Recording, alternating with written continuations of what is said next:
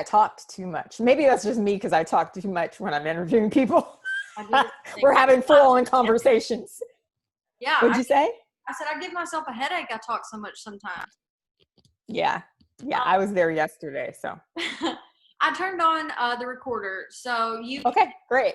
let me know if you want to do just audio or video. I'm pleased to do either. Fine. Do you prefer if I have the headsets on or off? Is it better? Totally fine. Yeah.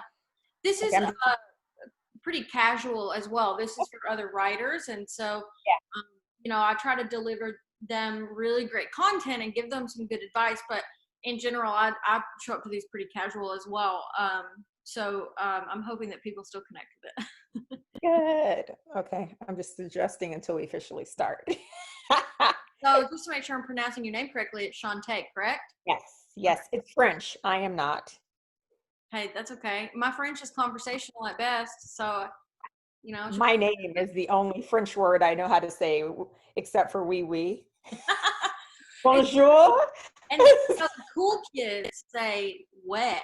I didn't know that until I went to Paris. That's what they say. They'll go, "Oh, wet, wet," and I'm like, "What are you What saying?" is that? They're like, "We, yeah, wet." That's how they say it. Oh, okay. It's like kind of slang or something. Yeah, Well, basically, I'm uncool I'm because not. I'm still like we. Yeah, So I'll say if I feel like being a try hard, I'll say "wet, wet." where? Um, okay, well, I'm gonna jump in. Let me open my notes, and then we'll jump in as if we're just hopping on the call. No problem. Okay. So, hey, Chante, thanks so much for joining me today. Hey, thank you for having me, Abby. Absolutely. How are you doing? Good. A little tired, but good. Okay, good. Yeah, you've been working hard today, or? Yeah. Well, last night I was up until what? Almost 1 working on a new course I'm creating because I love to create things. And so it's like 2 a.m. I'm like, woo, party time. And I'm like, you need to go to bed. So I'm pretty exhausted. Got it. But it sounds like you're putting together some good work. I definitely want to talk to you about that course because I am. I mentioned it a little bit, so I'm curious about that. So you're from California, but where are you located now? I'm still in Cali. You Okay. could not make me leave this place. It's so beautiful. So yeah, I'm in Los Angeles. Got it. Because I was going through your portfolio, and I mean, there's a lot of interesting things in your portfolio, and we'll talk about those. But I was reading your piece that I think it came out in like December, and it was about how California is sort of a safe haven for women, and I thought that was really interesting with all the legislation that they had passed about, the Crown Act and the minimum wage. So I really enjoyed that piece. Yeah, I mean, California, I think, is one of the leading states in guaranteeing rights for its different citizens and protecting its subgroups of people. So, yeah, I think I wrote that article for The Root about how California was making strides to protect women, and natural hair is one of the areas, and I'm super grateful for it. So, Yeah. Yeah, because when we were setting up this interview, you mentioned to me that natural hair is a niche of yours. So I wanted yeah. to ask about that. I wanted to ask about how you found your niche and why you started writing about natural hair. I mean, I read your The Big Chop, so I kind of understand like when you cut your hair and what it meant to you. But I'm wondering if you could tell our listeners a little bit about finding that niche and why you chose it. Well, it was, I think, a few years in the making. So I have a mentor, and for years she had been telling me that I needed to find my niche or niche. Everyone calls it something different. So, I know everybody pronounces it different. dictionary.com was like niche, and I was like, all right, I'll go with I that. feel like that's how most people say it. Maybe I'm just being a try hard a little bit. I don't know. I think you're the cool kid who's like, niche, so that's fine. So basically, I found it because my mentor told me that I needed to. She said, becoming a specialist in one particular area with your writing is going to be the difference between, making more money and being sought out and making less money and just pitching all the time. And so when she told me that, I'm like, all right, this is a great idea, but how do I actually do it? What should my niche actually be? And so I had been writing a lot about race and culture, right? But a lot of people write about race and culture. And so I was just kind of looking. I had cut my hair off. I used to have like straight pressed hair. I cut it off to go natural, and I had these like really itty bitty little twists. And I just noticed that people treated me differently. I noticed that I felt different. There was this like looking at myself through other people's eyes, right? Through this gaze that wasn't mine, and me having to push that away and to reclaim my beauty, right? And I started writing about my hair just because I just wanted to say something, right? And then after I wrote this critical piece about natural hair discrimination laws, uh-oh, So bless sorry. you. Woo! I have Sometimes it comes. I felt it come. At first, I was like, "Oh, is she really excited about the article I wrote?" And I was like, "Oh no, that's I was just trying to me." hold that in for so long. COVID, just That's allergies. great. This It's is that. uncut. This is raw, ladies and And I'm gentlemen. gonna leave it in. Like I usually don't edit. You know, I clip the front where I'm like, hey, it's good to see you. You know, and then the end. But other than that, people can just my allergies. So bless you, double blessings.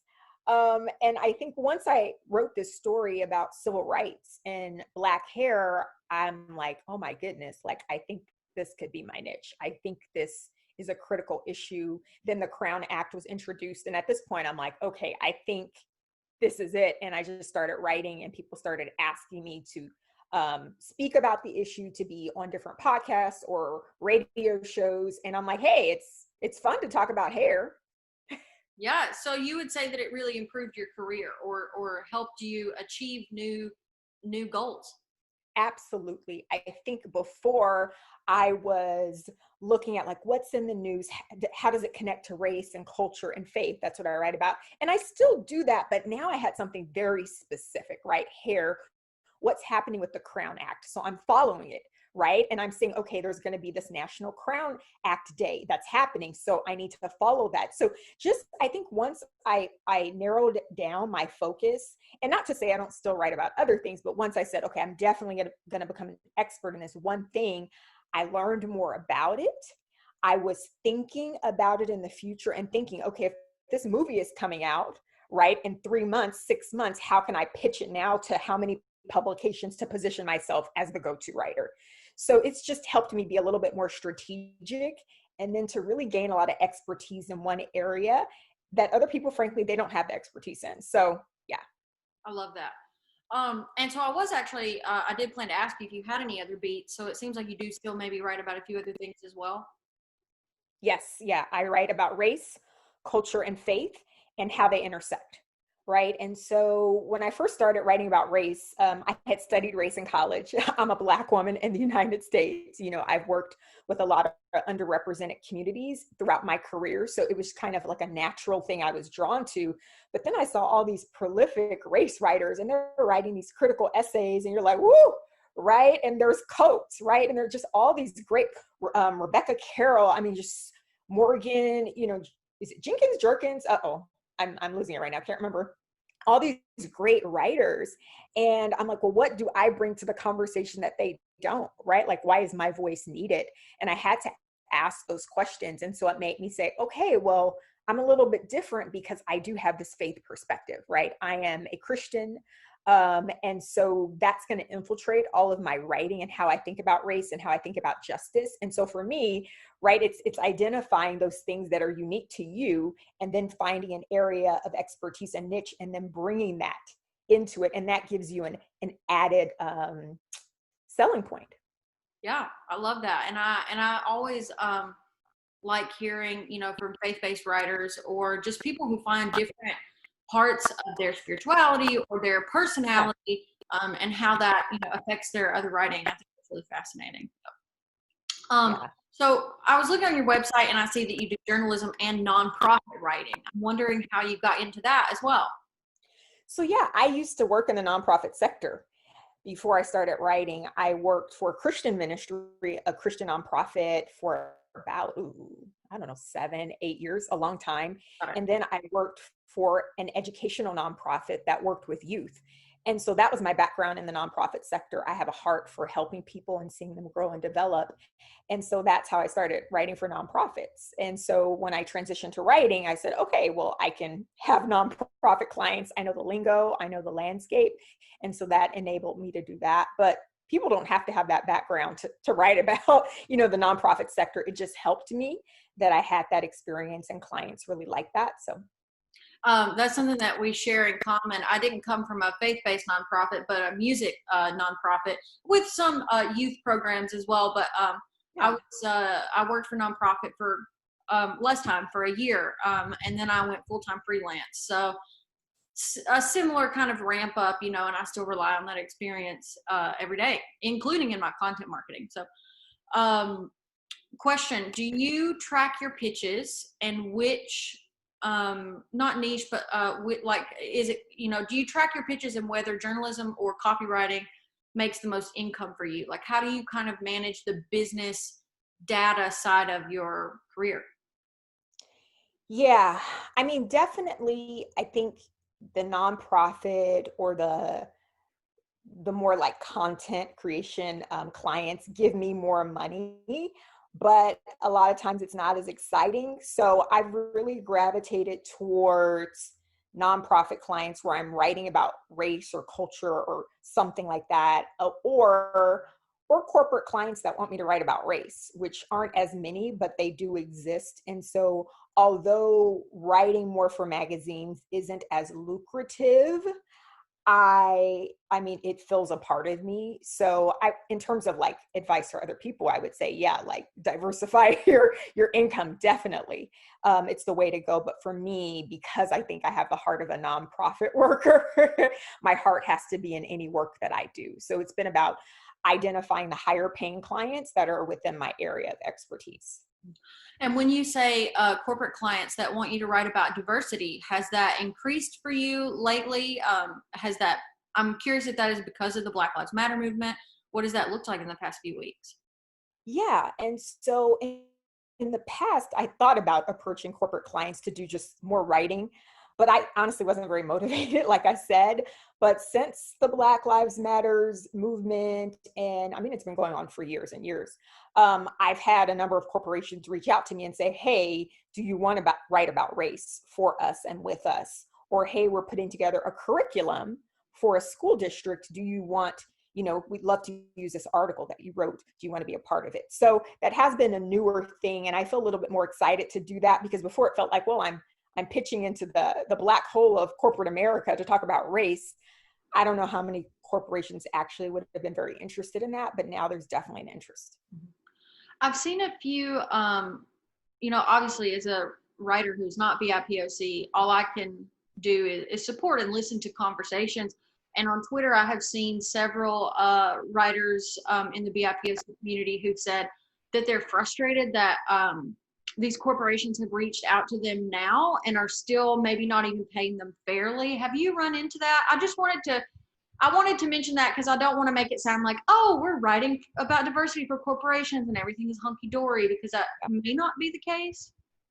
Yeah. So those are two different questions. The first one is, I have felt the frustration of all of the attention now, right? Because I pitch so much, not as much as I used to, because now I have more editors that come to me, but it's never good to stop pitching, right? Because you're like, uh-oh, what's going to happen in a few months? So, I appreciate financially more opportunities, but it's very frustrating to know that you've always been here.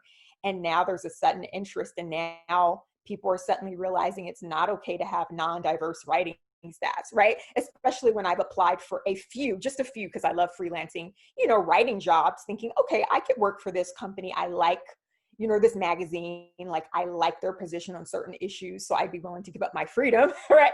And to see like, oh, I didn't get any of those, right? Or to see a publication I pitched and they never responded back to me, not even to say no, right? And now they're saying they want Black writers. And I'm like, wait, like, now I'm not saying everyone needs to accept every pitch I ever send in, but I've been doing this for more than 5 years. And I know a good pitch when I send one, and I'm an excellent writer. So, I mean, I appreciate it if I send a pitch to an editor and they respond back, hey, we don't want this, or we have something similar, but hey, feel free to pitch us back. We love your style. Right. And so I think there is a frustration. There's a sense of being used right now. And I think each individual writer has to figure out how she's going to traverse those waters. If she's just going to take advantage of it and say, you know what, this isn't right, but I need to pay my bills, or if she's going to say no. I do know some writers, some Black writers, who are like, we're not doing it. We don't need your money. We have our own trains that we're running. And so I don't, I say to each her own. I think to answer your question in terms of are we getting paid as much? How do you know? I know. How do you know, right? And so it was so funny. I was talking to one of my friends that I went to college with, and he owns his own company. And he was like, yeah, my friend, he's like, oh yeah, my friend works for Netflix, a Black woman. And this is what he told me. He goes, and she's getting paid white people money. That's what he told me. He's Black. And I was like, oh, like, what do you mean by that? And he's like, oh yeah, she makes like $700,000 a year in her position. And he said they pay her exactly what they pay white people. And I was like, really? And so he's like, yeah. So, right. So you don't know. So, right. I had a big company come to me and say, hey, do you want to write about race? And I'm like, okay, let's talk about this. We had our meetings. And then I called up my friend who works in Disney animation, because it's a media company, that called me to say, how much do your writers make per video? Because I need to know. I don't know how much, right, to charge. And she gave me the amount. She said, talk to the Writers Guild to find out. And so now I have a general idea of how much I could charge. Is it not enough? How am I supposed to know that? And because I think white American culture tells us you don't talk about money, no one's going to tell you what they're making. So you have no way to know unless we start telling each other what we're making if Black women are being underpaid. And if most of my friends are Black women writers and we're talking amongst ourselves, how are we supposed to know if we're being underpaid? I have a pitch right now that's not exactly in that bent, but that I've been trying to find a home for this piece, because one thing that I find is that at least if you're on staff, if you're a staff writer, there's the possibility that you may be sitting at a desk next to a man, a white man, a straight guy, whatever the case may be, and you can see that he's, going on more trips, that he's getting more promotions, that he's getting paid more. But when you're a freelancer, these transactions happen in the email inbox. It's very transactional. You're really in the dark. You don't know why your pitch wasn't accepted, or why they didn't respond, or even why they said no. And I understand too that, like, for writers of color, it's a completely different scenario. There's an added layer of difficulty. But even just in general, freelancers just have no clue, why an editor didn't respond. And there's no HR department to go to, Yeah, there are so many factors that we are not privy to. And so we're left guessing. And so unfortunately, I have to just rely on my community. Mm-hmm. And I have to rely on myself. So I have to become the best writer that I can become. And I don't like putting an onus on myself because it feels like it's not fair. What about these corporations and their practices? And I agree with that, but what can I do about that right now in this moment, besides call them out on Twitter, right? Or say no, or push back on contracts. And so I'd say that's what I've been doing, right? Like making sure I'm an excellent writer, making sure my pitches are on point. If I have a question about a pitch, going to another writer friend who's an editor and saying, look this over for me. And if I have to pay her, I have to pay her to make sure, right? I had one story that I pitched. This was for JSTOR about how natural Black hair became a civil rights issue. I think I spent hours researching and perfecting my pitch before I sent it in. I talked to my friend who was an attorney. I had her look it over. I mean, it was that specific because I was dealing with legal matters, right? And I'm not a lawyer. And so, and when I got the response back from the editor, he said, thank you for such a thorough pitch. That was his response, right? And so I had to do that, but now I'm pushing back on contracts. I may not know exactly what the white man is making, but I don't think I want to give you all the rights forever. I don't think I want to let you turn my story into a movie and I get no profit. And so that's what I do. I push back now. And if you don't, and it's scary, it is scary, right? Because here's this idea I'm pitching to this billion-dollar media company, and they could say, never mind, and give it to a staff writer. Which happens more than we think. And you're right about that. Contract negotiations. I just interviewed, I believe it was Melissa. I can't remember if it was Melissa or Pam, but one of my last two interviews, they said, we have been syndicating. I've been syndicating my articles, and you can't do that if you sign away the rights to your article. There are parenting magazines and other sort of local magazines that don't really do original content. They just syndicate, relevant content for their readers. And so if you sign away your rights, you're sort of missing out on an entirely new income stream through syndication. And that's just one little example. That's huge. It is so huge. And so to understand the power that you have as a writer, and I think sometimes it comes with time, right? To understand that your ideas are profitable and they are good, and publications are blessed to be able to print your work. Actually, publications are blessed to print your work. You should write that on your board, on your desk, right? Your morning mantras or affirmations. And I think it took me a few years to get there and to realize I have the power and I am the prize. My work is the prize. Otherwise, you wouldn't want to pay me for it. Otherwise, you wouldn't want to share it with your viewers. And so I've had to take those risks, and it's still scary sometimes, but I sit down with my friends. I figure out what I'm going to say. I craft an email. Oh yes, I craft an email to push back on my contracts and to say, I wish I could find it, the text, right? Given the historical mistreatment of women and Black people, and particularly Black women in the media, I think it's only fair that I receive, a percentage of this blah, blah, blah. Or what are they going to say to that? I love it. Yeah. I mean, what are they going to say? You're exactly right. Good on you for negotiating and pushing back, because, it takes a level of confidence to do that. And, it's a learned skill as well. I think it takes practice. You kind of have to build up the gumption to do it, and then practice at getting better at those negotiations. Just like you would if you were, say, asking for a raise or asking for a promotion. Those are learned skills that writers really need to work on. Yeah. I mean, it's this concept of like seeing yourself as a partner with a publication, right? You're not a peon, you're a partner. And I think the industry has conditioned us to think that we're at the whim of editors and publications, and we're lucky that they're going to publish our work, and that's not the case at all. We're partners. We're partners. And I think if you go into that thinking I'm a partner, and you communicate that to them, I think any editor worth her salt is going to be like, you're right. Any publication that's really worth working with is going to say, you're right, we are partners. And so maybe I get it. They're editing it. They're coming up with the graphics, and maybe the overall concept, depending. They're having to pay, right, for it to be produced. They're marketing it. I get it. So maybe they make a little bit more money. That's fine. They have the platform, but I'm still your partner. Mm-hmm. I'm still your partner. And so let's negotiate this contract as if we're partners. Mm-hmm. You're right. And I think, something I've come to realize is that publications rely on freelancers more than we know. Most of the content that you read in even the New York Times, Washington Post, they rely on freelance writers to fill out their content calendar. And the more you internalize that they need me, the better off you're going to be. Yeah. I love this conversation. I still have the free Zoom. And so at some point there's a time limit. So I want to make sure that we get to talk to your course. So let me turn over to that.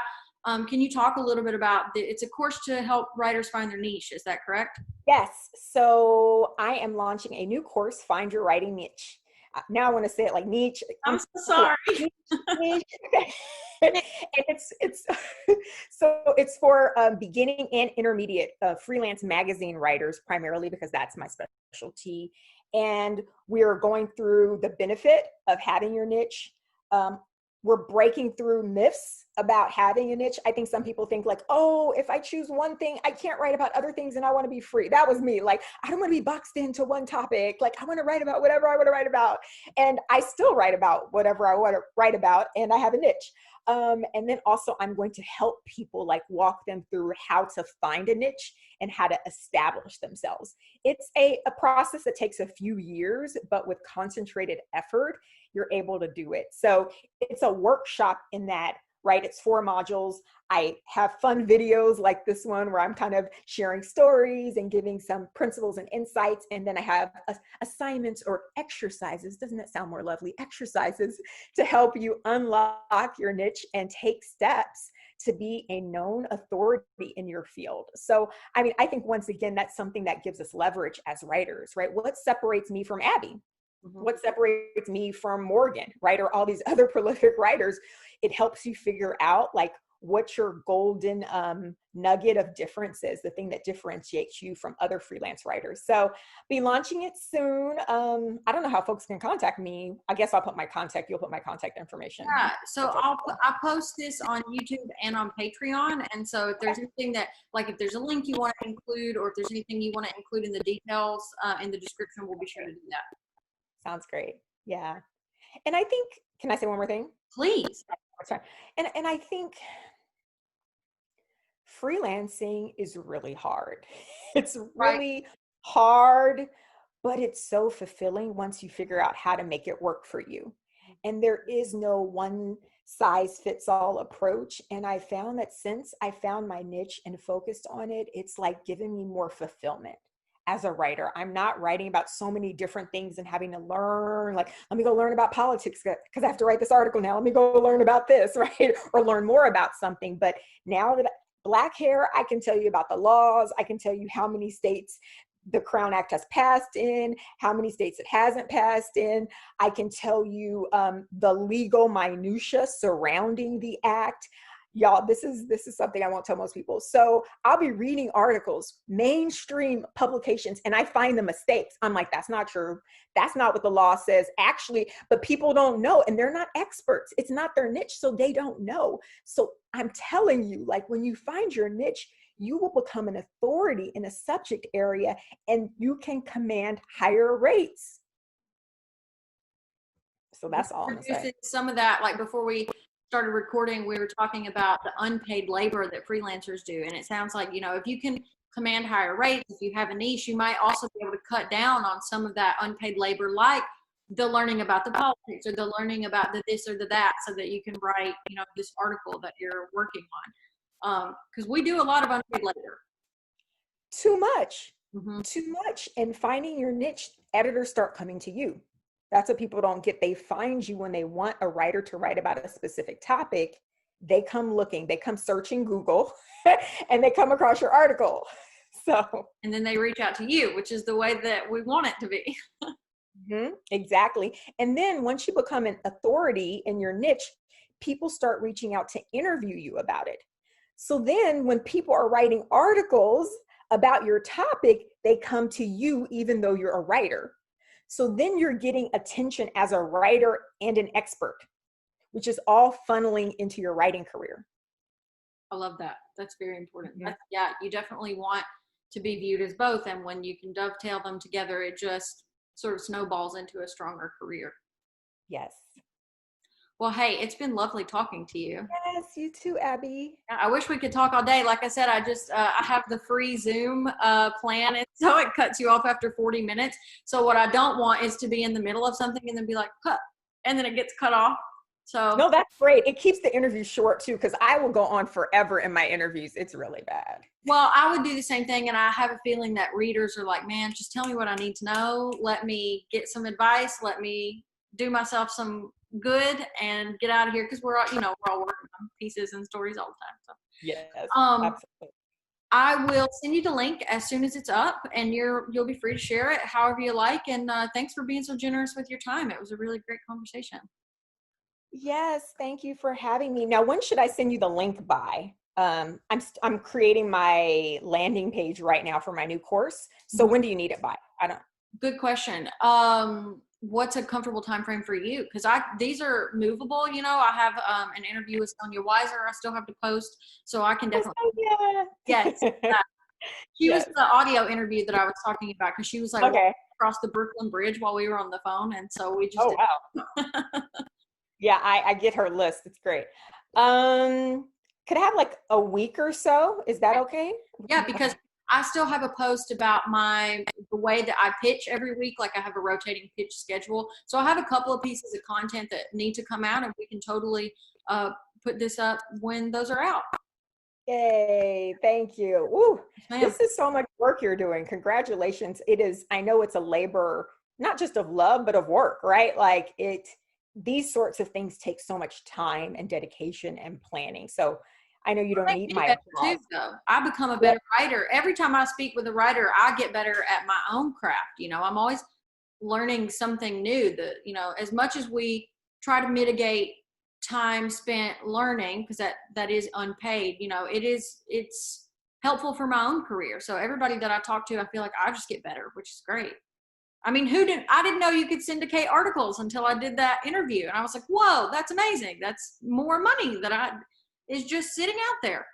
So, it's helpful. I hope it's helpful to others, but it's also helpful to me as well. So, yeah, I agree. all right. All right. Thank you so much.